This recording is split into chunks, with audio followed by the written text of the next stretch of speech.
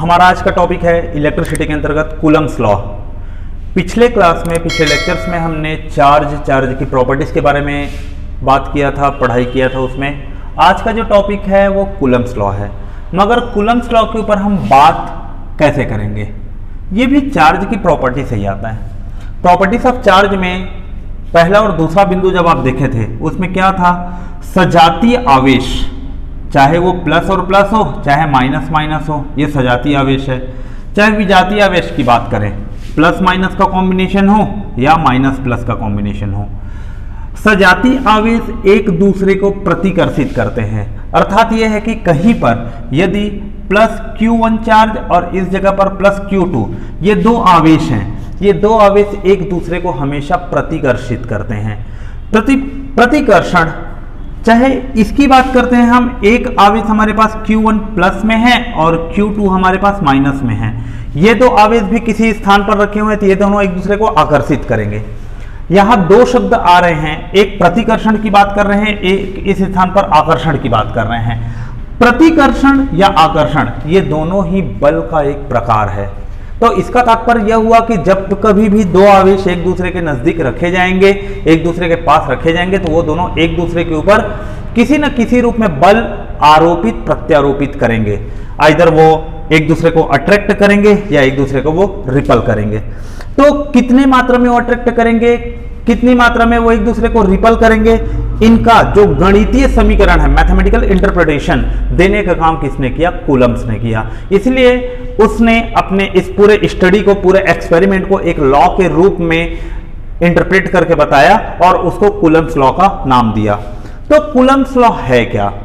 Coulomb's law को, Coulomb's का जो नियम है, कूलम का जो नियम, उसे समझने के पहले हमें बिंदु आवेश की अवधारणा को समझनी पड़ेगी। पॉइंट चार्ज जिसे कहते हैं, बिंदु आवेश, इसे हम पॉइंट चार्ज कहते हैं। किसी आवेश को बिंदु आवेश कब कहा जाएगा? आवेश है तो आवेश वास्तव में क्या है? किसी एक स्थान पर मौजूद इलेक्ट्रॉनों की संख्या। आखिर क्वांटाइजेशन ऑफ चार्ज में हमने यही देखा था कि नंबर ऑफ इलेक्ट्रॉन जब किसी स्थान पर मौजूद होते हैं तो उस पूरी चीज के जो प्रभाव है उसे हम आवेश या चार्ज का नाम देते हैं। तो आवेश जो है किसी भी जगह होगा, भले वो एक इलेक्ट्रॉन के रूप में क्यों ना हो, उसका अपना कोई ना कोई आकार होगा। मान लेते हैं एक आवेश है जिसका आकार ये है, इस तरीके से है, और इसका आकार अर्थात इसके हम त्रिज्या की बात करते हैं या इसके व्यास की बात कर लेते हैं। कोई दूसरा आवेश है, वो किसी एक दूसरे स्थान पर रखा हुआ है, इस आवेश का भी अपना कोई ना कोई आकार होगा। आकार अर्थात इसका एक सिरे से दूसरे सिरे तक की उसकी दूरी कितनी है, रैखिक दूरी की हम बात कर रहे हैं। यहां ये जो है इसका आकार मान लेते हैं ये डायमीटर है या इसका व्यास है, और उसी की ही आकृति का, सेम साइज का ये एक दूसरा आवेश है, तो इसका भी व्यास हमने क्या ले लिया, d लिया। और दोनों आवेश के मध्य की जो दूरी है, दोनों आवेश के मध्य की दूरी मान लेते हैं, कितना ले लेते हैं हम, x ले लेते हैं। तो बिंदु आवेश कब कहा जाएगा? जब आवेश का आकार, size of the charge, linear size या रेखीय आकार हम बोल सकते हैं आवेश का, इसका मान बहुत बहुत बहुत छोटा हो, किसकी कंपैरिजन में, उन दोनों के मध्य की दूरी के। अर्थात size of the charge is if much less than the distance separating between them, उस सिचुएशन पे आवेश को हम पॉइंट चार्ज कहेंगे। अर्थात जब आवेश का आकार दोनों आवेश के मध्य की दूरी की तुलना में अत्यंत ही सूक्ष्मतम हो, न्यूनतम हो, कम से कम हो, उस स्थिति में हम इन आवेश को बिंदु आवेश कहेंगे, अन्यथा नहीं कहेंगे। तो बिंदु आवेश की अवधारणा इसलिए हमको समझना पड़ा क्योंकि कूलम्स ने जो नियम दिया था वो नियम सिर्फ और सिर्फ हर उस आवेश के लिए है जिस आवेश की प्रकृति बिंदु आवेश की होगी। तो जब आप परिभाषा भी लिखेंगे तो परिभाषा का शुरुआत भी इसीलिए करना पड़ता है, कोई दो बिंदु आवेश। तो सामान्य आवेश और बिंदु आवेश, इन दोनों में एक छोटा सा अंतर है। अंतर हालांकि उनके आकार और दोनों के बीच की दूरी से संबंधित है। अब हम बात करते हैं इसके कूलम्स लॉ की परिभाषा और उसको हम समझने का प्रयास करते हैं। कूलम्स लॉ के अनुसार मान लेते हैं ये एक पॉइंट है, इस पर एक चार्ज Q1 रखा है, यहां कोई एक पॉइंट है, इस जगह पर कोई आवेश रखा है Q2। हमें नहीं पता अभी इन दोनों की प्रकृति क्या है, ये धनात्मक है या ऋणात्मक है, ये धनात्मक है या ऋणात्मक है, हम कुछ नहीं जानते। वो हम उसकी प्रकृति से ले आएंगे कि ये प्लस प्लस रहेंगे या माइनस माइनस रहेंगे, उस स्थिति में आकर्षण या प्रतिकर्षण कैसा व्यवहार होगा इनका। अभी हम सिर्फ ये जानते हैं कि दो बिंदु हैं, दोनों बिंदु पर दो आवेश रखे हुए हैं Q1 Q2 और ये दोनों आवेश बिंदु आवेश हैं और इन दोनों के मध्य की जो दूरी है उस दूरी को हमने R से रिप्रेजेंट किया। तो कूलम्स के अनुसार क्या कहता है, कूलम का नियम क्या कहता है? कूलम का पहला नियम यह कहता है, इसका फर्स्ट रूल या पहला नियम कहता है, दोनों के मध्य लगने वाला बल, अर्थात इन दो आवेश Q1 और Q2 के मध्य लगने वाला बल की मात्रा दोनों आवेश के गुणनफल के समानुपाती होता है। Means force between two charge is directly proportional to product of the charges. अर्थात ये दोनों जो चार्ज हैं, ये दोनों जो आवेश हैं, इन दोनों आवेश के मान का, के मैग्नीट्यूड का जो मल्टीप्लाई होगा, उनका जो गुणा होगा, उसके समानुपाती होगा उनके मध्य लगने वाला बल। और दूसरा नियम कहता है इनके बीच लगने वाला बल इनकी दूरी के वर्ग के व्युत्क्रमानुपाती होगा। दूरी अर्थात इन दोनों आवेश के मध्य दूरी r, इनके वर्ग के व्युत्क्रमानुपाती होगा इनके मध्य लगने वाला बल। तो हम एक बार फिर से इन दोनों बातों को देख लेते हैं। पहला कहता है, कूलम्स लॉ का पहला नियम कहता है कि दो आवेश के मध्य लगने वाला बल, पहला, उन दोनों आवेश के गुणनफल के समानुपाती होता है और उनके मध्य की दूरी के वर्ग का व्युत्क्रमानुपाती होता है। अगेन रिपीट कर रहा हूं, force between two charges is directly proportional to product of the charges and inversely proportional to the square of distance between them. उन दोनों के मध्य दूरी के व्युत्क्रमानुपाती होता है। जब इन दोनों को हम एक साथ लिखने का प्रयास करते हैं तो यह कुछ इस तरीके से हो जाता है। प्रोपोर्शनलिटी के साइन या समानुपाती का चिन्ह तो ऐसा ही रहेगा। Q1 और Q2 अंश के हिस्से हैं क्योंकि ये समानुपाती थे और R स्क्वायर व्युत्क्रमानुपाती है, इसलिए यह हर के हिस्से में आएगा। तो कूलम्स लॉ का ये एक ओवरऑल हम लोग का इक्वेशन होता है, F proportional to Q1 Q2 upon R square.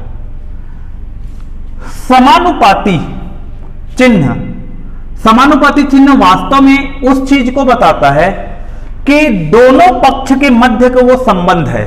जरूरी नहीं है कि वो संबंध बिल्कुल बराबर हो। तो समानुपाती चिन्ह यह बताने का काम करता है कि राइट हैंड साइड के क्वांटिटी पर लेफ्ट हैंड वाले का क्या डिपेंडेंसी है, किस हद तक वो इनके ऊपर निर्भर है। और यह निर्भरता इस बात को है कि यदि Q1 और Q2 का मान बढ़ाएंगे तो बल का मान बढ़ेगा और R का मान बढ़ाएंगे तो बल का मान कम होगा। तो यह जो निर्भरता है, अर्थात किसी के बढ़ने से किसी का बढ़ना या कम होना, यह निर्भरता को ही शो कौन कर रहा है, यह समानुपाती चिन्ह, प्रोपोर्शनलिटी का साइन। तो निर्भर होना का तात्पर्य बराबर होना नहीं होता। Proportionality doesn't mean is equal to each other. इसका मतलब होता है वो सिर्फ उसके ऊपर डिपेंड है। तो डिपेंड होगा तो किसी फैक्टर के रूप में, किसी गुणज के रूप में डिपेंड होगा। तो जब कभी भी हम इस समानुपाती चिन्ह को हटाएंगे, यहां से इक्वल करेंगे, तो इस जगह में एक कांस्टेंट k लगता है। यह समानुपातिक नियतांक है और इस k कांस्टेंट के रूप में ही यह मान इसके बराबर हो सकता है। भले ही इस k का मान 1 हो, यह अलग बात है। k into Q1 Q2 upon R square, ये हो गया। जब k की बात करते हैं, k यहां एक नियतांक के रूप में है, नियतांक C। अब k नियतांक है इस जगह में, k का मान जो होता है वो अलग अलग है।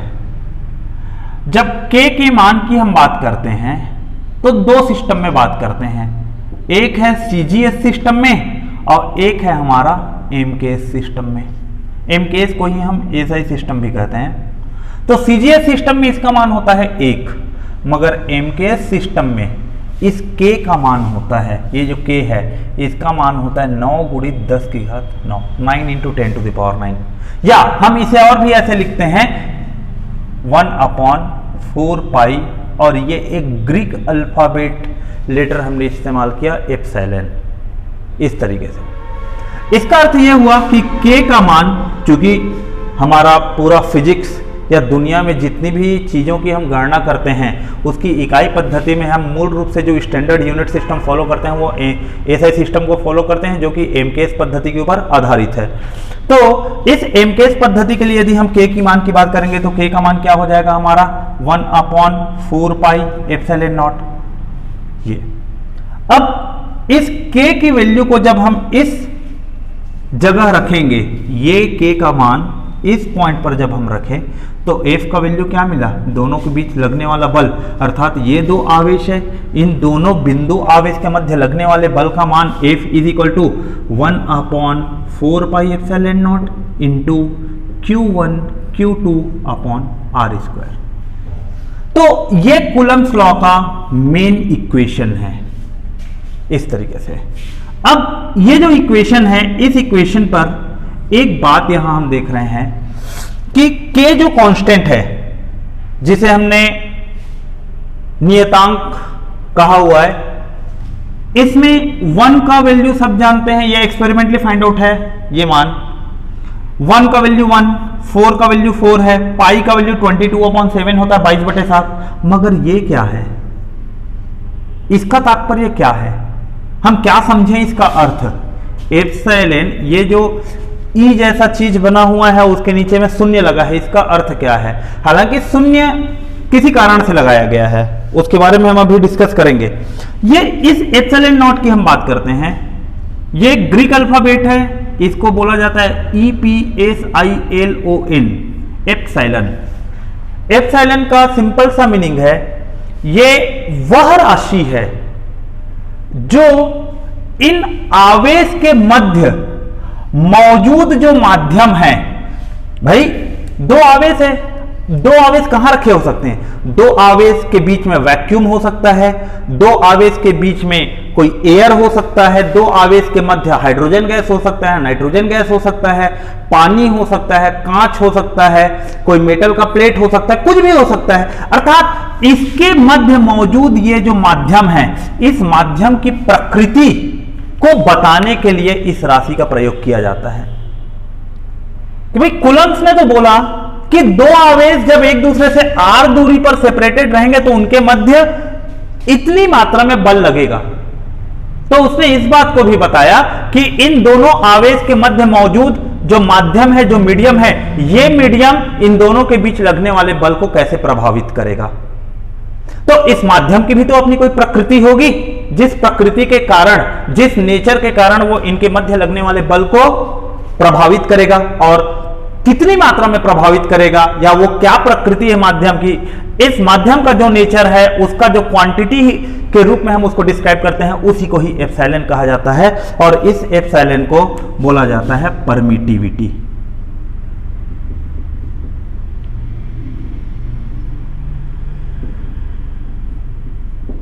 परमिटिविटी ऑफ द मीडियम, ये परमिटिविटी है। तो परमिटिविटी का तात्पर्य क्या हुआ। परमिटिविटी सिंपल सा चीज है, किसी भी माध्यम के विद्युतीय प्रकृति को बताने का काम करता है।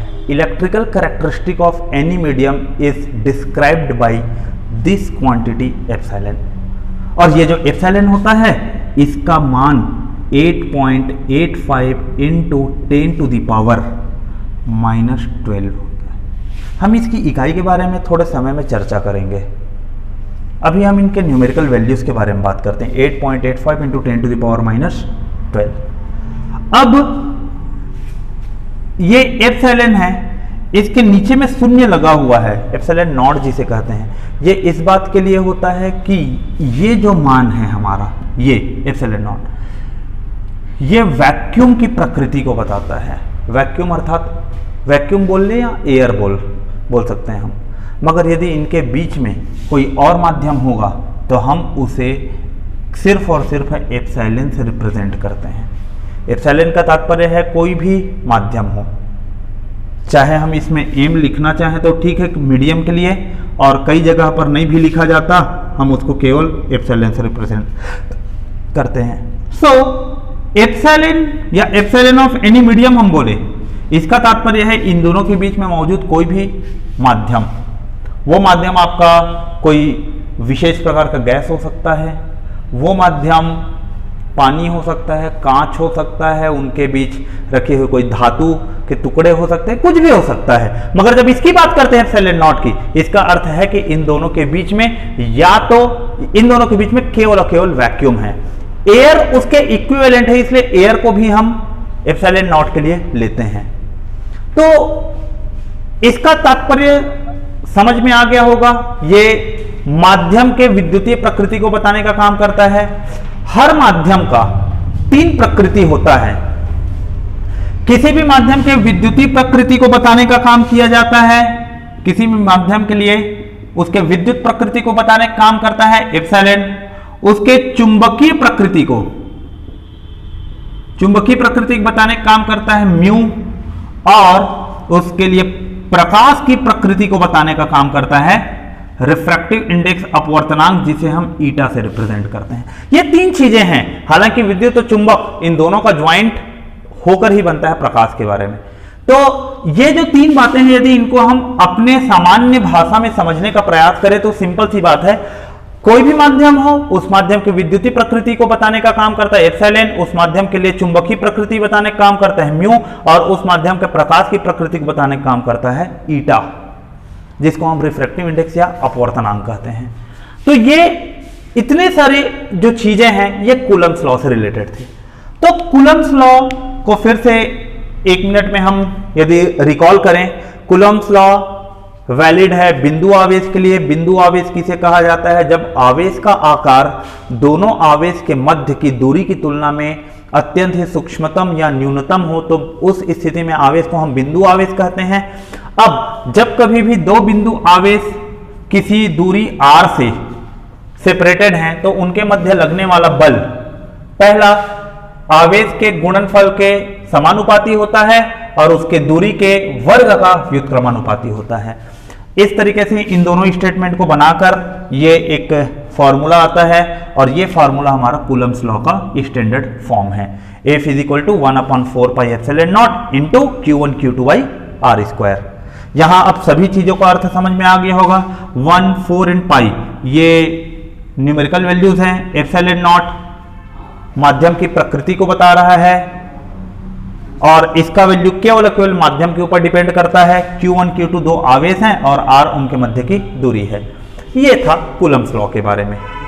अब हम बात करते हैं परावैद्युत। अच्छा, इसमें एक चीज ये भी है कि एप्सिलॉन नॉट माध्यम की प्रकृति को बताया, ये उस बात को भी बताता है कि प्रत्येक आवेश से कुछ बल रेखाएं बाहर निकलती हैं। तो हर माध्यम में कितनी बल रेखाएं, कितनी विद्युत बल रेखाएं आ जा सकती हैं। क्योंकि बल रेखाएं की टॉपिक हम इलेक्ट्रिक फील्ड में स्टडी करेंगे उसके बारे में। तो हर आवेश, जो भी आवेश होता है, प्रत्येक आवेश से निकलने वाली बल रेखाएं अपने आसपास के माध्यम से होकर जाती हैं। तो ये एप्सिलॉन नॉट इस बात को भी बताता है कि वह माध्यम कितना सुगम है उन बल रेखाओं को अपने आप से पार कराने हेतु। तो इसके बारे में जो बताया जाता है वो एप्सिलॉन नॉट का है। हालांकि इस एप्सिलॉन नॉट के बारे में थोड़ा हम और डिटेल डिस्कस करेंगे इलेक्ट्रिक फील्ड में। तो ये था कूलम्ब्स लॉ के ऊपर, कूलम्ब्स लॉ के बारे में। अब इसी कूलम्ब्स लॉ से देखिए, जब चार्ज की हमने बात किया था तो चार्ज का हमने डेफिनेशन के ऊपर चर्चा किया था। डेफिनेशन ऑफ यूनिट के बारे में बात किया था। आवेश की इकाई क्या है? तो आवेश की इकाई हमने कूलम्ब्स बोला था। अब कूलम्ब को हम डिफाइन कैसे करेंगे? कूलम्ब का डेफिनेशन कैसे होगा? मान लो परीक्षा में आ गया 1 कूलम्ब को डिफाइन कीजिए, आप कैसे डिफाइन करेंगे? तो 1 कूलम्ब को डिफाइन कैसे कर सकते हैं हम? बहुत ही छोटा सा है उसको डिफाइन करने का तरीका।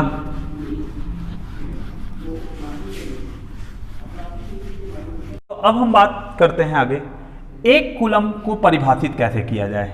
कूलम ऐसा यूनिट है आवेश की, तो उसको परिभाषित कैसे करें हम। परिभाषित किया जाएगा, कूलम्स लॉ का जो स्टैंडर्ड फॉर्म जो मिला, F = 1/4πε0 इंटू Q1 Q2/r² है। अब 1 कूलम को डिफाइन करना है तो कैसे डिफाइन करेंगे। हम मान लेते हैं यदि Q1 = Q2 = हमने 1 कूलम ले लिया। अभी इसकी प्रकृति की हम बात नहीं कर रहे कि धनात्मक है या ऋणात्मक है, हमें सिर्फ 1 कूलम को परिभाषित करना है।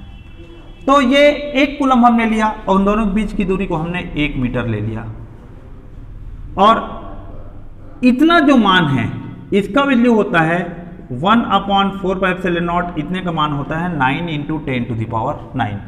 अब परिभाषित कैसे करेंगे, F = 9 × 10⁹, ये हो गया 1/4πε0 का वैल्यू, इंटू Q1 Q2 के जगह में 1 × 1 और डिस्टेंस को हमने लिया 1², 1 मीटर लिया था हमने।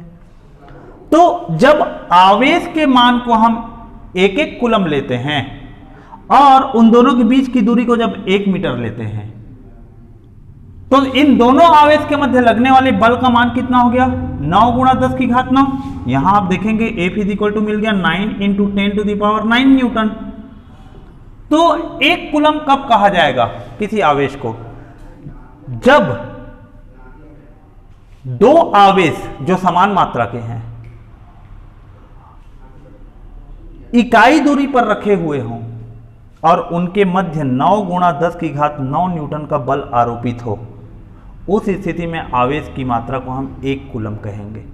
तो 1 कूलम आवेश को कैसे डिफाइन करेंगे, दो आवेश का मान दो आवेश 1 कूलम के तब कहलाएंगे जब उनके मध्य की दूरी 1 मीटर हो और उनके मध्य लगने वाले बल की मात्रा 9 × 10⁹ न्यूटन हो। उस स्थिति में आवेश 1 कूलम कहलाएगा।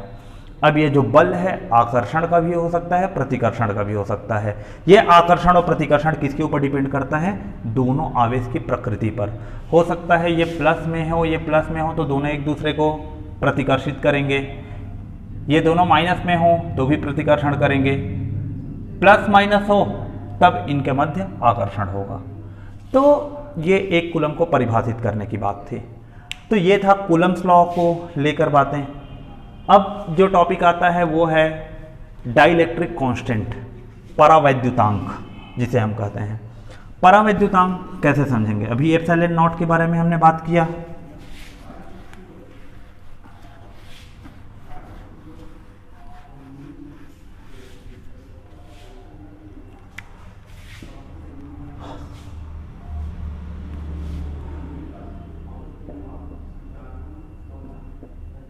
डाइलेक्ट्रिक कांस्टेंट, परावैद्युतांक। देखिए ये एप्सिलॉन है, ये किसी माध्यम का है, किसी माध्यम का परमिटिविटी को बताता है, और ε0 ये वैक्यूम की परमिटिविटी को बताता है। इन दोनों का जो रेशियो होता है वो हम लोग का सापेक्ष या रिलेटिव परमिटिविटी को बताता है, और यही जो रिलेटिव परमिटिविटी है इसे ही हम K भी कहते हैं।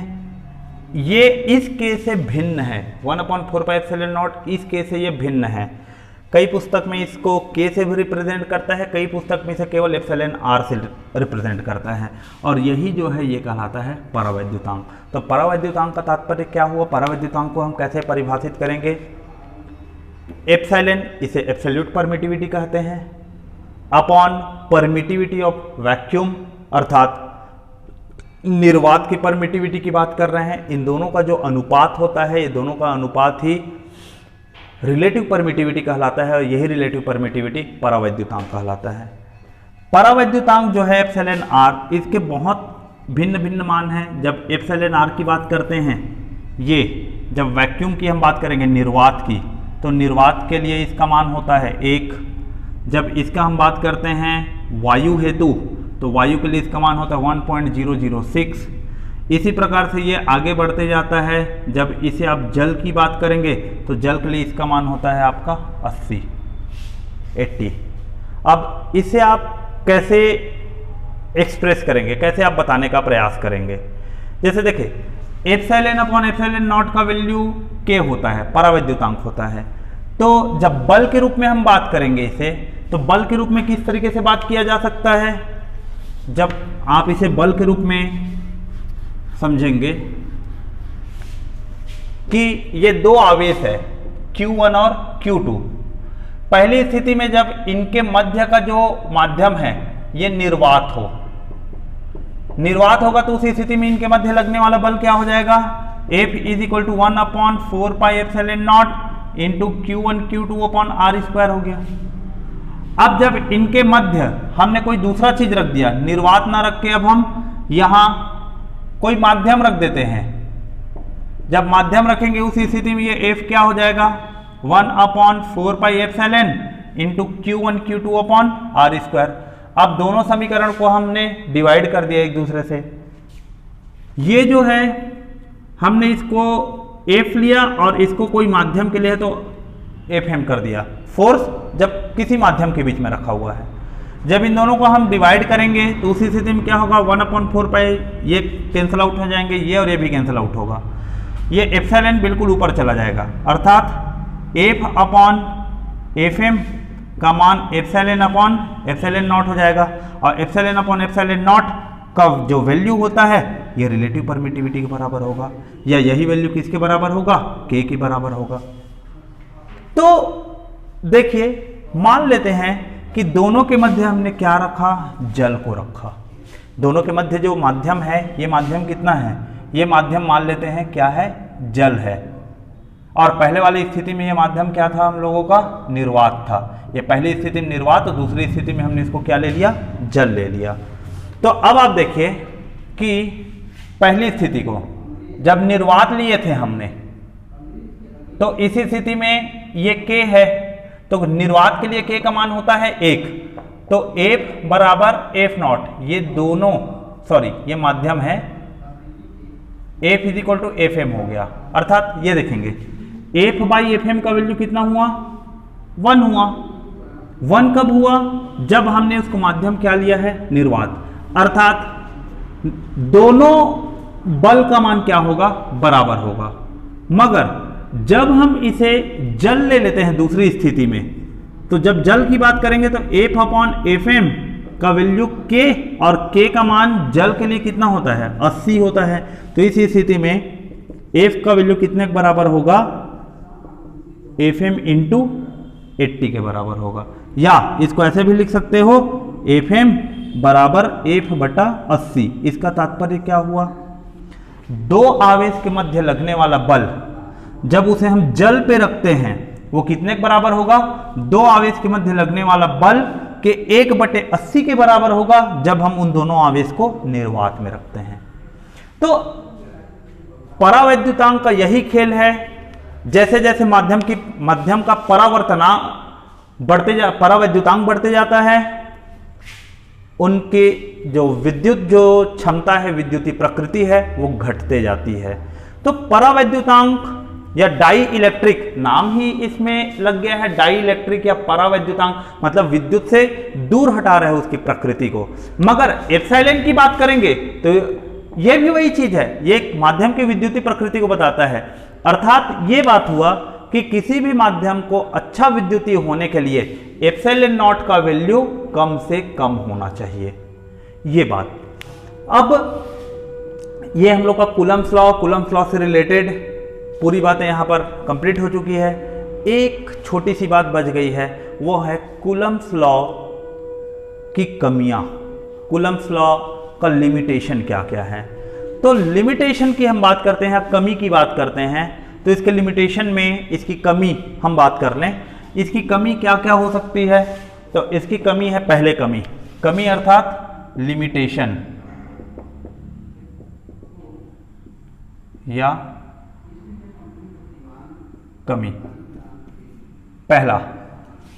पहला इसकी कमी क्या है कि ये केवल बिंदु आवेश के लिए अप्लाई होता है, केवल बिंदु आवेश हेतु ही हम इस नियम का प्रयोग कर सकते हैं, अन्य कोई भी आवेश के लिए प्रयोग नहीं होता। दूसरी इसकी कमी है कि इस लॉ का प्रयोग R का वैल्यू बहुत ज्यादा हो तब नहीं कर सकते, या R का वैल्यू जब 10⁻⁻15 मीटर हो उस स्थिति में नहीं किया जा सकता। अर्थात ये दो कंडीशन है, जब दोनों आवेश के मध्य दूरी बहुत ज्यादा हो या इतना कम हो कि 10⁻15 से वो छोटी हो। इन दोनों स्थितियों के लिए हम इस नियम का प्रयोग नहीं कर सकते। तो ये एक छोटा सा देखा जाए तो कमी है। हालांकि कूलम्ब्स लॉ से ही फिर इलेक्ट्रिसिटी को स्टडी करने में बहुत आसानी होती है और उसके ऊपर हम धीरे धीरे आगे बढ़ते जाते हैं। इसका जो अगला टॉपिक है, नेक्स्ट टॉपिक इलेक्ट्रिक फील्ड, विद्युत क्षेत्र, हम अगले क्लास में इसके ऊपर चर्चा करेंगे। धन्यवाद।